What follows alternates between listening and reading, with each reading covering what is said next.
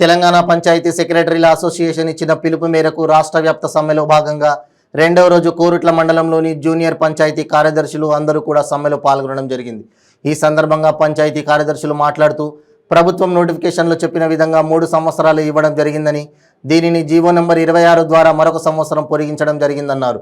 ఈ గడువు కూడా ఈ నెల 11న ముగియడంతో గత్యంతరం లేని పరిస్థితులలో సమ్మెలోకి వెళ్లడం జరిగిందని జూనియర్ పంచాయతీ కార్యదర్శులు తెలిపారు. ఇప్పటికైనా ప్రభుత్వం జూనియర్ పంచాయతీ కార్యదర్శులందరినీ క్రమబద్ధీకరించాలని కోరారు.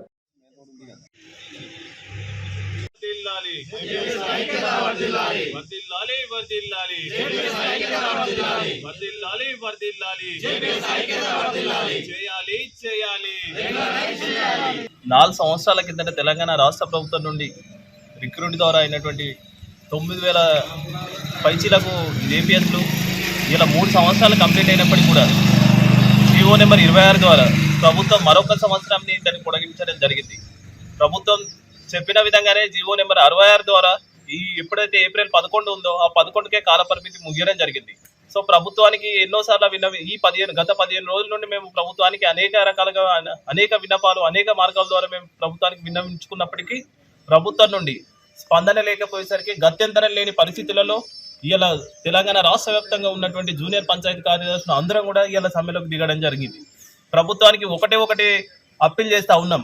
ప్రభుత్వం మీకు ఏ బాధ్యత అప్పచెప్పినప్పటికీ, అది కరోనా టైంలో కావచ్చు, ఫీల్డ్ అసిస్టెంట్లను పక్కకు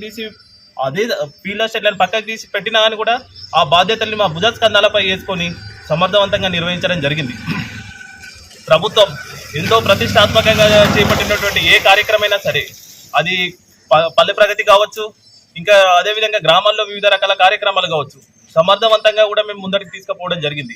అనేక రకాలైనటువంటి ఇబ్బందులు ఎదుర్కొన్నప్పటికీ కూడా ఒక 40 మంది తెలంగాణ రాష్ట్ర వ్యాప్తంగా కూడా కార్యదర్శులు చనిపోవడం జరిగింది. సో ఆ ఇబ్బందులు వీటన్నింటినీ దిగమింగుకొని కూడా ఇలా మేము ఉద్యోగ విధులు నిర్వర్తించడం జరిగింది.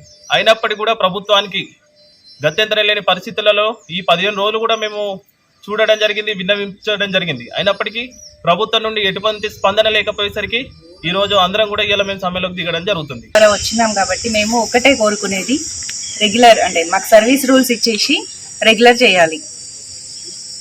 దానికోసమే మేము సమ్మె ప్రారంభించినాం. ఈ జీవో రాగానే సమ్మె ఆపేస్తాం. మాకు ఎక్కువ డిమాండ్స్ కూడా లేవు. ఒకటే, మాకు నోటిఫికేషన్లో ఇచ్చిన ప్రకారం ఫస్ట్ 3 years బాండ్ పెట్టి మరీ చేయించినారు.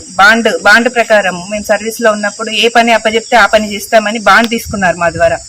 ఆ బాండ్ ప్రకారం మేము ఏ పని చెప్పినా కూడా ఫుల్ఫిల్ చేస్తాము. కరోనా టైంలో అందరూ ఇంట్లో ఉన్నా కూడా మేము డ్యూటీలోకి వెళ్ళినాము. వరి ధాన్యంది కూడా కొన్ని రోజులు అప్పచెప్పినారు.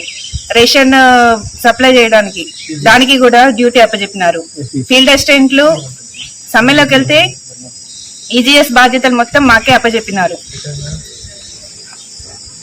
ఇంకా ఎన్పీబీ సర్వే, టీఎస్ ఎన్పీబీ సర్వే అని మార్నింగ్ 7 నుండి నైట్ 7-8 వరకు కంటిన్యూస్ ఒక 10 days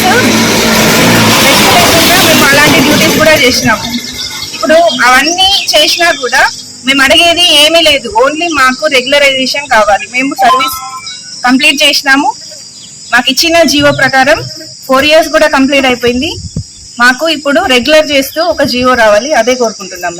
తెలంగాణ ప్రభుత్వం ఏర్పడిన తర్వాత 2018 సంవత్సరంలో గౌరవ ముఖ్యమంత్రి గారు అప్పటి వరకు ఉన్న ఉమ్మడి ఆంధ్రప్రదేశ్ పంచాయతీరాజ్ చట్టాన్ని పూర్తిగా రద్దు చేసి అసెంబ్లీ సాక్షిగా కొత్త పంచాయతీరాజ్ చట్టం 2018 తీసుకొచ్చినారు.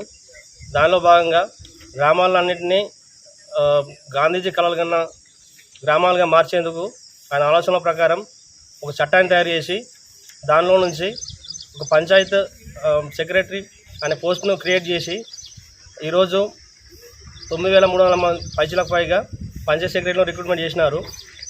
అయితే చేసిన విధానం ఎట్లా ఉందంటే, ఏ జాబ్కైనా ఏ గవర్నమెంట్ ఉద్యోగమైనా 2 సంవత్సరాల ప్రొబేషన్ పీరియడ్ ఉంటుంది.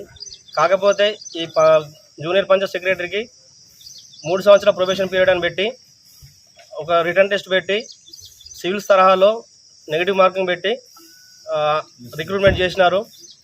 అయితే ఇందులో నుంచి 3 సంవత్సరాల ప్రొబేషన్ పీరియడ్ పూర్తయిన తర్వాత కూడా మళ్ళీ అసెంబ్లీ సాక్షిగా 1 సంవత్సరం ఎక్స్టెన్షన్ చేస్తున్నట్టు జీవో పాస్ చేసి 4 సంవత్సరాలు పెంచుతున్నట్టు మాకు